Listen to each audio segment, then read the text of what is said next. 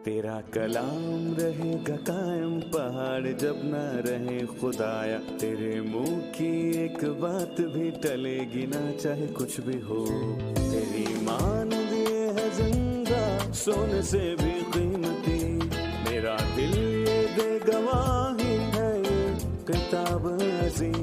नाज़िल करे अपना कलाम, शिकस्ता दिलों को सुकून मिले, तारीखी दूर हो मेरी राहें रोशन कर। दिल अपना कलाम कसरत से ए खुदा बदल दे, रिहाई दे कसरत से फल मिलाओ। कलाम रहेगा कायम पहाड़ जब ना रहे खुदाया, तेरे मुंह की एक बात भी टलेगी ना चाहे कुछ भी हो। अजीज नाजरीन, मैं अयाज ज़रीफ आप सब देखने वालों को हमारे रोज़ के बाइबली मुतालिया प्रोग्राम की इस नई किस्त में खुशामदीद कहता हूँ। हम अभी तक पैदाइश की किताब का मुतालिया कर रहे हैं, जो कि बाइबल की पहली किताब है। अपने मुताले में हम अब तक 20वें बाब और 21वें बाब की पहली 8 आयात तक पहुँचे हैं। खुदा के फजल से हमारा आज का मजमून 20 और 21 बाब है, पहली से 8वीं आयत तक। उम्मीद है कि आप अपनी बाइबल साथ रखेंगे और अगर आपका कोई सवाल है तो हम उसका जवाब भी देंगे। लेकिन सबसे पहले मैं खुदा के खादिम और अपने भाई यूसुफ रियाज को स्टूडियो में खुशामदीद कहता हूँ। बहुत शुक्रिया आपका। और हमारे दीगर मेहमानों को भी खुशामदीद।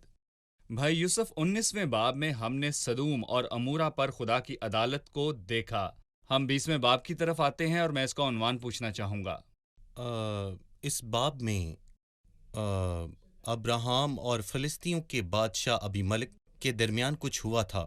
अफसोस की बात है कि अब्राहम ने यहाँ कम एतकादी का मुजाहिरा किया, जो कि ईमान का सूरमा है। वो वहाँ से मिस्र चला गया और वहाँ जाकर उसने फ़राउन के आगे जब पेशी दी तो फ़राउन ने उसे झिड़का। मगर अफसोस की बात यह है कि ईमान के सूरमा ने इस बाब में फिर वही गलती की। इससे पहले कि हम इस बाब पर बात करें, पिछले बाब में खुदावंद की लूत को बचाने पर बात की थी। इससे पहले कि वो सदूम और अमूरा को राख का ढेर बनाता, लूत अगरचे रूहानी तौर पर निचले दर्जे पर था। अगरचे मैं तसव्वुर करूं कि ये मुमकिन नहीं कि एक ईमानदार हलाक हो। खुदावंद दुनिया को तबाह करेगा, जल्द ही दुनिया की अदालत होने वाली है और कुछ ईमानदार लूत की सतह के भी हैं। लेकिन क्या कोई यकीन दहानी है कि कोई हलाक नहीं होगा? जैसे कि आपने पहले कहा, यह बहुत बड़ी यकीन दहानी है।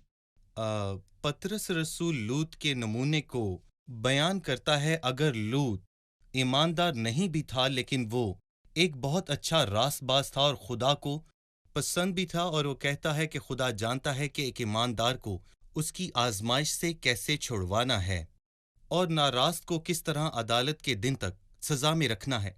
लेकिन लूत बहुत रासबाज था।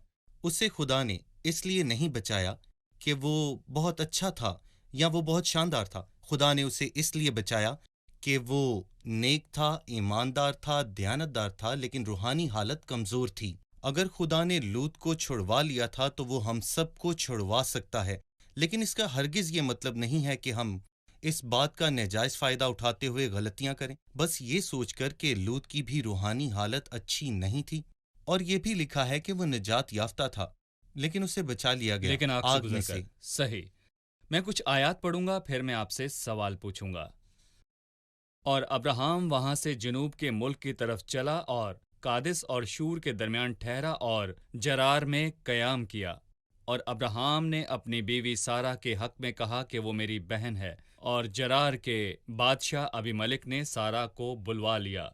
लेकिन रात को खुदा अबीमलेक के पास ख्वाब में आया और उससे कहा कि देख, तू उस औरत के सबब से जिसे तूने लिया है हलाक होगा, क्योंकि वो शोहर वाली है। पर अबीमलेक ने उससे सोहबत नहीं की थी। सो उसने कहा, ऐ खुदावंद, क्या तू सादिक कौम को भी मारेगा? क्या उसने खुद मुझसे नहीं कहा कि ये मेरी बहन है? और वो आप भी यही कहती थी कि वो मेरा भाई है। मैंने तो अपने सच्चे दिल और पाकीज़ा हाथों से ये किया। और खुदा ने उसे ख्वाब में कहा, हाँ, मैं जानता हूँ कि तूने अपने सच्चे दिल से ये किया और मैंने भी तुझे रोका कि तू मेरा गुनाह ना करे, इसलिए मैंने तुझे उसको छूने ना दिया। अब तू उस मर्द की बीवी को वापस कर दे, क्योंकि वो नबी है और वो तेरे लिए दुआ करेगा और तू जीता रहेगा। पर अगर तू उसे वापस ना करे तो जान ले कि तू भी और जितने तेरे हैं सब जरूर हलाक होंगे। एक मर्तबा वो फिर जनूब की तरफ जाता है।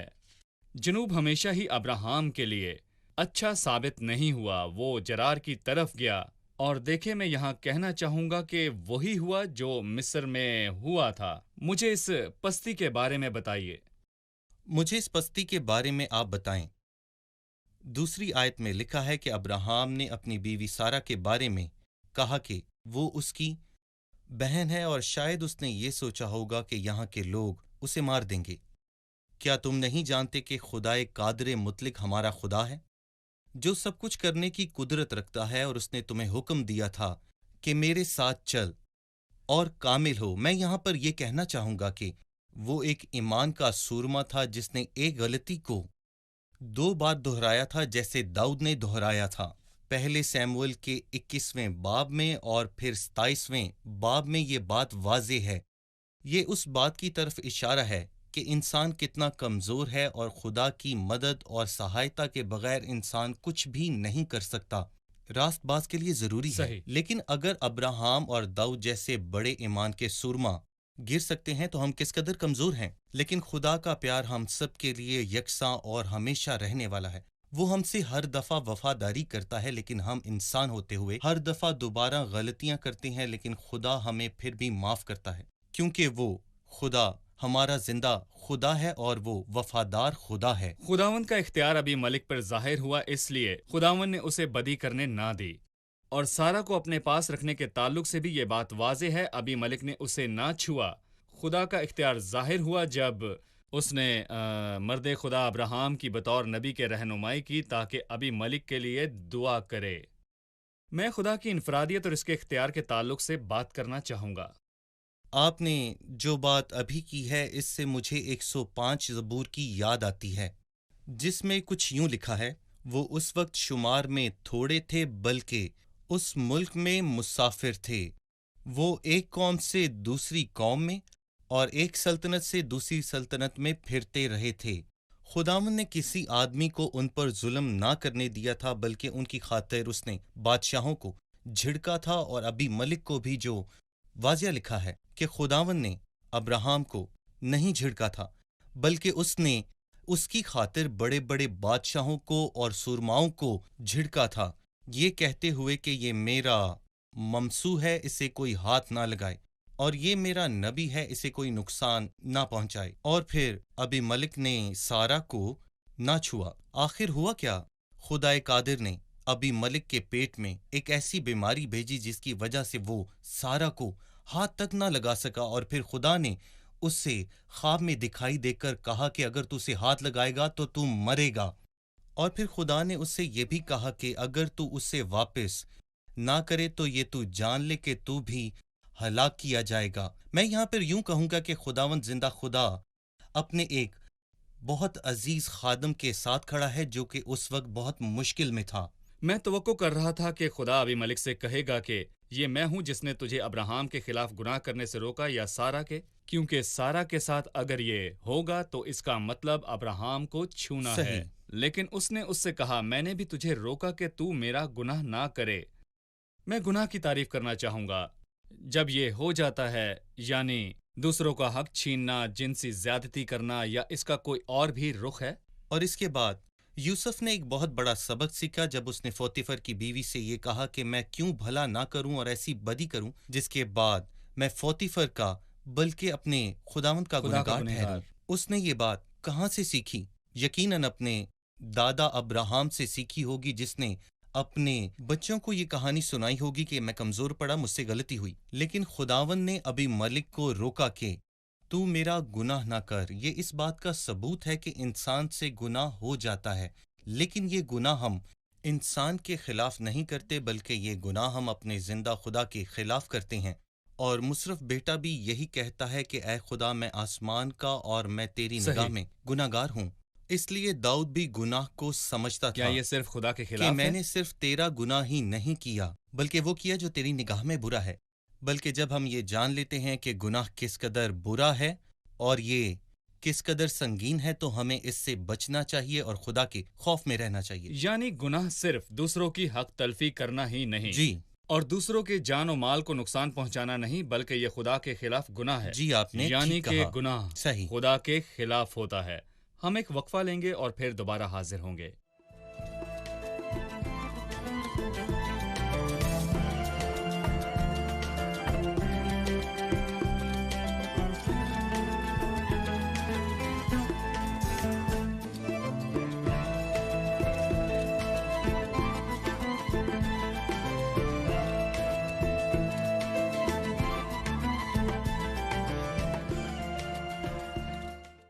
آیت 7 کہتی ہے، اب تو اس مرد کی بیوی کو واپس کر دے کیونکہ وہ نبی ہے اور وہ تیرے لیے دعا کرے گا اور تو جیتا رہے گا۔ یہ پہلی مرتبہ ہے کہ ہم نے نبی کا ذکر پڑھا۔ ہم جاننا چاہتے ہیں کہ ابراہم نے کس قسم کی نبوت کی۔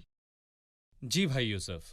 میں یہاں پر یہ کہوں گا کہ لفظ نبی کا پہلی بار بائبل میں ذکر آیا ہے جو ابراہم کے لیے کیا گیا ہے۔ زبور 105 میں جس کا ذکر آپ نے پہلے کیا ہے، یہ میرا ممسو ہے، اسے کوئی ہاتھ نہ لگائے، اور یہ میرا نبی ہے، اسے کوئی نقصان نبیوں نہ کو۔ پہنچائے۔ نبی سے یہاں مراد ابراہم، اسحاق اور یعقوب ہیں۔ کیا یہ خدا کے نبی اور خدا کے ممسو تھے؟ تو اس کا جواب ہے جی ہاں۔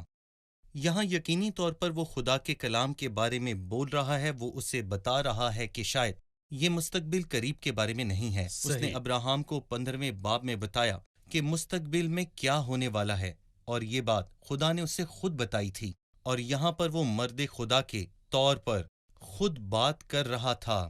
یہ بات یاد دلاتی ہے کہ ایوب کے ساتھ 42ویں باب میں ہوا کیا تھا۔ یہاں خدا نے ایوب کے 3 دوستوں کی طرح اسے بتایا کہ تو نے خدا کے خلاف باتیں کی ہیں، لیکن یہاں خدا کہتا ہے کہ تم اس کے پاس جاؤ، وہ تمہارے لیے دعا کرے گا۔ لیکن ابھی ملک سے خدا نے یہ کہا کہ تو جا اس کے پاس اور وہ تیرے لیے دعا کرے گا اور تو یہاں پر زندہ رہے گا۔ لیکن میرا خدا ابھی ملک بادشاہ سے کتنا عظیم اور بڑا تھا، جس کی ایک لونڈی تھی اور اس نے اسے مرنے دیا۔ لیکن ہمارا زندہ خدا ہے جو اپنے خادموں کو کبھی اکیلا نہیں چھوڑتا، کیونکہ خدا ہمیشہ ان کے ساتھ رہتا ہے۔ آپ نے لفظ نبی کی طرف اشارہ کیا اور بتایا کہ یہ بائبل میں پہلی دفعہ استعمال ہوا۔ یہ اچھا ہے کہ آپ نے یہ رخ بھی بیان کیا کہ لفظ نبی کا مطلب صرف مستقبل کی باتیں بتانا ہی نہیں، یا پیشن گوئی کرنا کہ مستقبل میں کیا ہوگا یا ماضی میں کیا ہوا جو ہم نہیں جانتے، بلکہ خدا کا کلام بیان کرنا بھی ہے جو انسانی حالت کو ظاہر کرے۔ جی بالکل۔ نبوتی خدمت کا ہمیشہ ہی مطلب مستقبل کے بارے میں بتانا نہیں ہوتا۔ ماضی میں کیا ہوا تھا، خدا کی حضوری کی روشنی میں انسانی دل کا حال ظاہر کرنا بھی ہے۔ میرا خیال ہے کہ یوحنا کے 4 باب میں یہ بات واضح ہے کہ جب ایک سامری عورت نے کہا کہ مجھے لگتا ہے تو نبی ہے، یسوع نے اسے بتایا کہ تیرے 5 شوہر ہیں اور جو اب تیرا شوہر ہے وہ بھی تیرا نہیں۔ خدا نے اسے دل کی حالت بتائی۔ صحیح۔ خدا نے ابراہم کو عزت دی کہ وہ ابی ملک کی شفا کے لیے دعا کرے، اس لیے وہ 17ویں آیت میں کہتا ہے، تب ابراہم نے خداوند سے دعا کی اور خدا نے ابی ملک اور اس کی بیوی اور اس کی لونڈی کو شفا بخشی اور ان کے اولاد ہونے لگی، کیونکہ خداوند نے ابراہم کی بیوی سارہ کے سبب سے ابی ملک کے خاندان کے سب رحم بند کر دیے تھے۔ ابی ملک کے گھرانے کے لیے ابراہم کی دعا کا اثر ہوا۔ ابھی تک ہم نے اسحاق کی پیدائش کی بات نہیں کی۔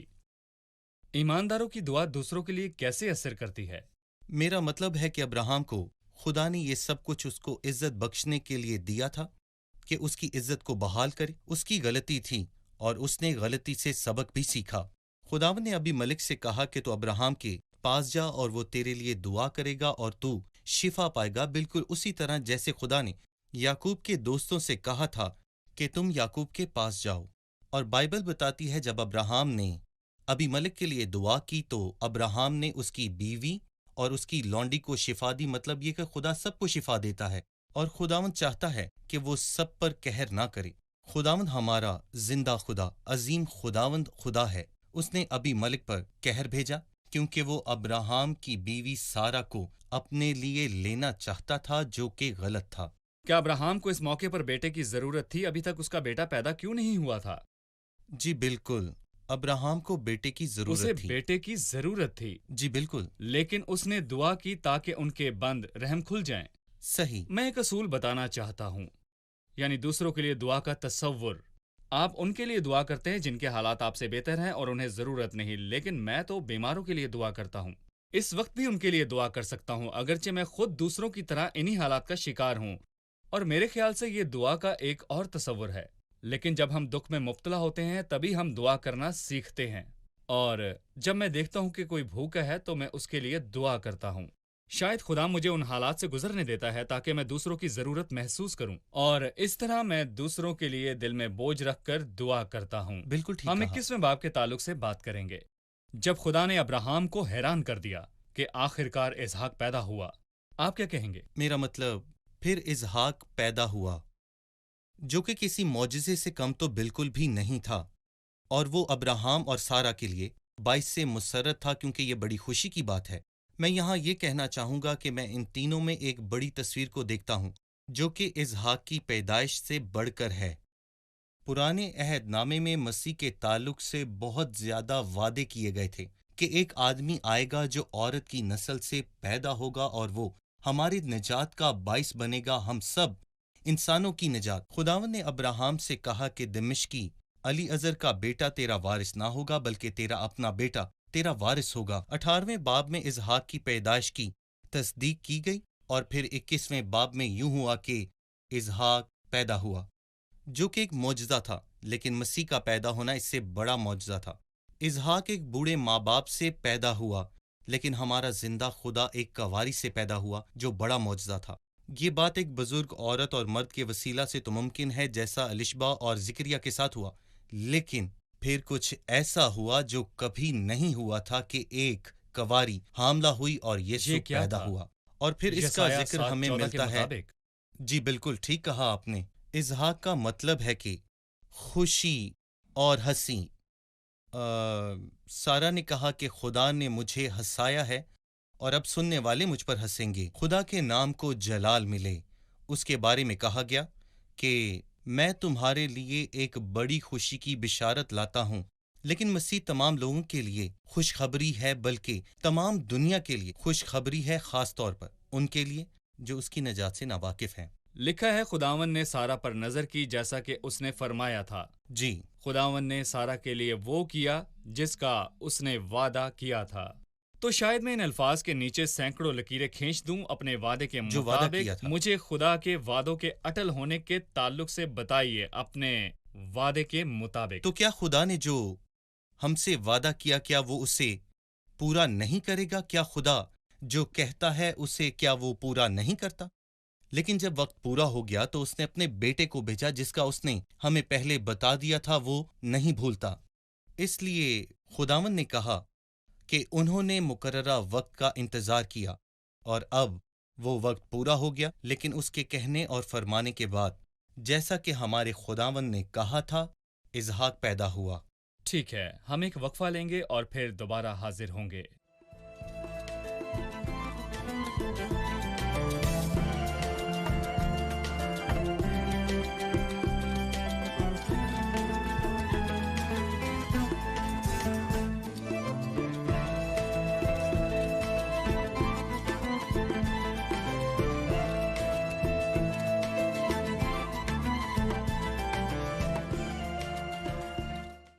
تیرہویں آیت میں ایک مشکل بیان ہے۔ وہ کہتا ہے جب خدا نے میرے باپ کے گھر سے مجھے آوارہ کیا۔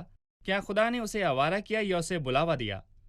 کیا آپ کی مراد 20ویں باب کی 13ویں آیت سے ہے؟ جی بالکل صحیح بھائی یوسف، 20واں باب 13ویں آیت، جب خدا نے میرے باپ کے گھر سے مجھے آوارہ کیا، کیا یہ بات ابراہام نے کہی تھی؟ خدا نے کس طرح اسے آوارہ کیا؟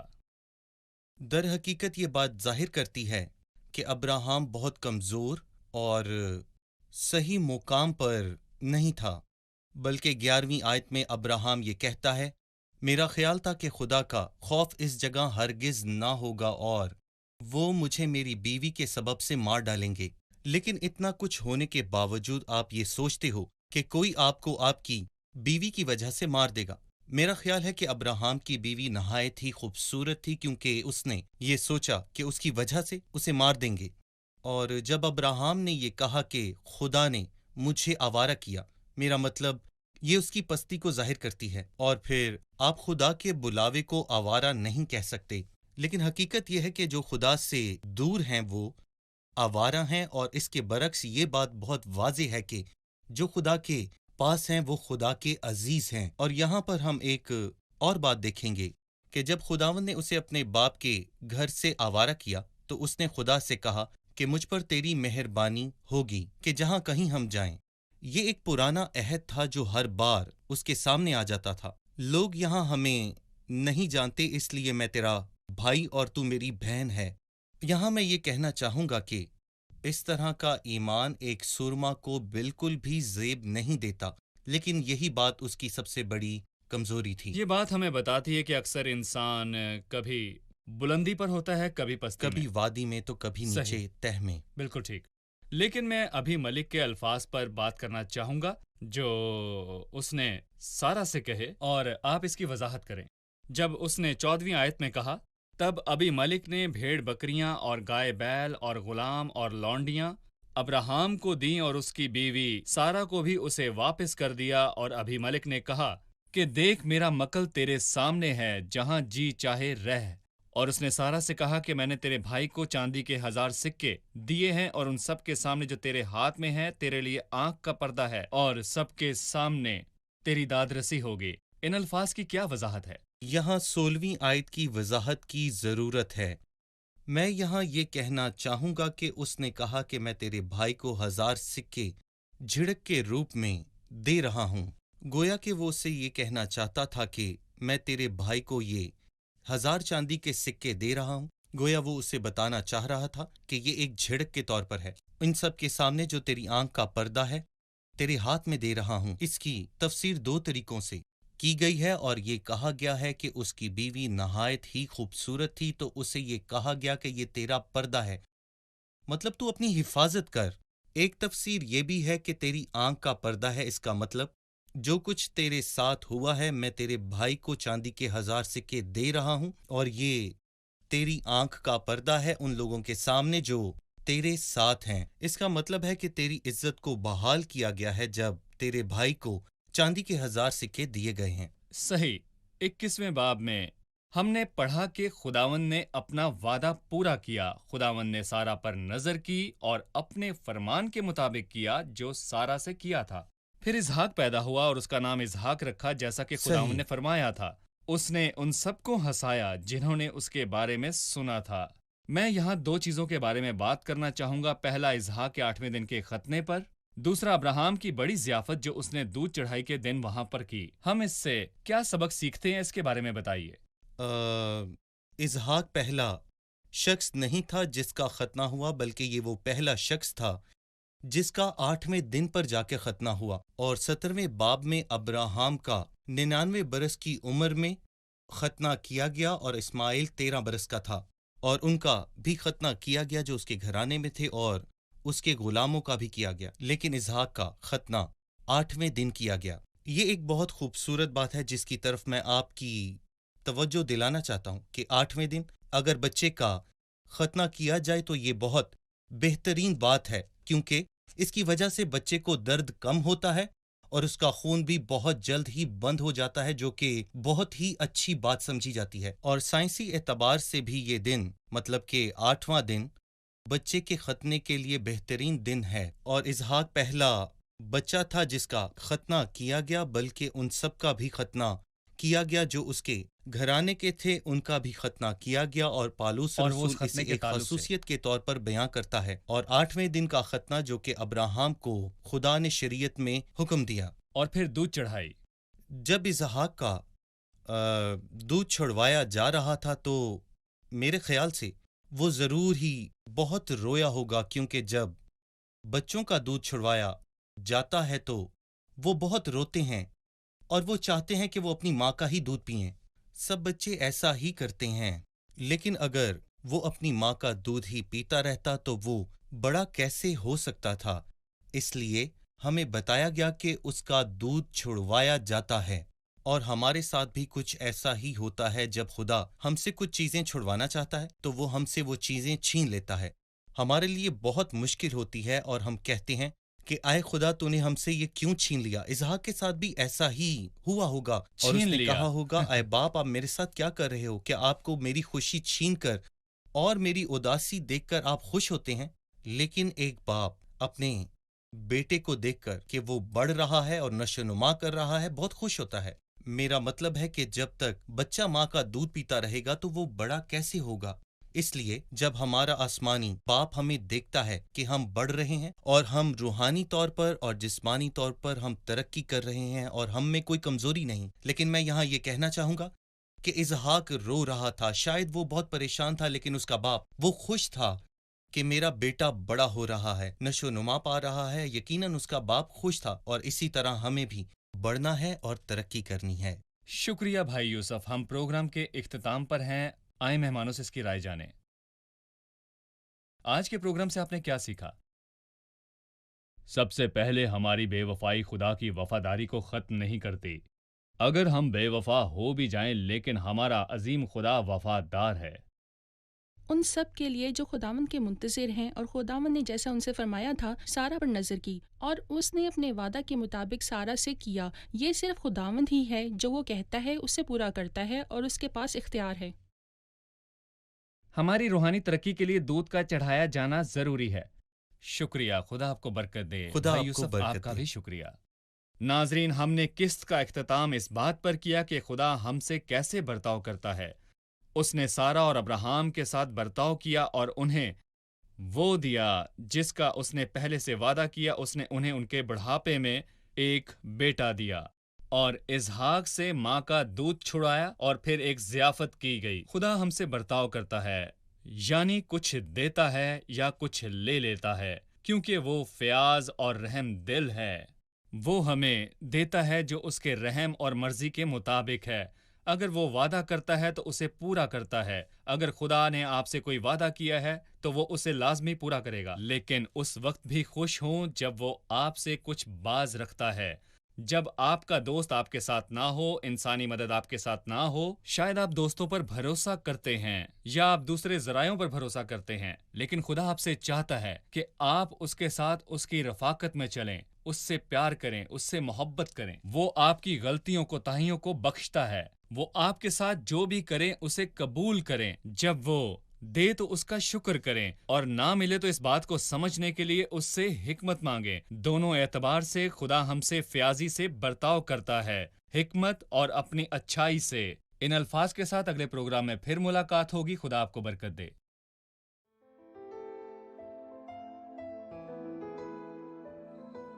تیرا کلام رہے گا قائم، پہاڑ جب نہ رہے خدایا، تیرے منہ کی ایک بات بھی ٹلے گی نہ، چاہے کچھ بھی ہو۔ تیری مان دیے ہے زندہ، سونے سے بھی قیمتی، میرا دل یہ دے گواہی ہے، یہ کتاب عظیم نازل کرے اپنا کلام، شکستہ دلوں کو سکون ملے، تاریکی دور ہو میری راہیں روشن کر، دل اپنا کلام کثرت سے اے خدا بدل دے، رہائی دے کثرت سے پھل میں لاؤ۔ کلام رہے گا قائم، پہاڑ جب نہ رہے خدایا، تیرے منہ کی ایک بات بھی ٹلے گی نہ، چاہے کچھ بھی ہو۔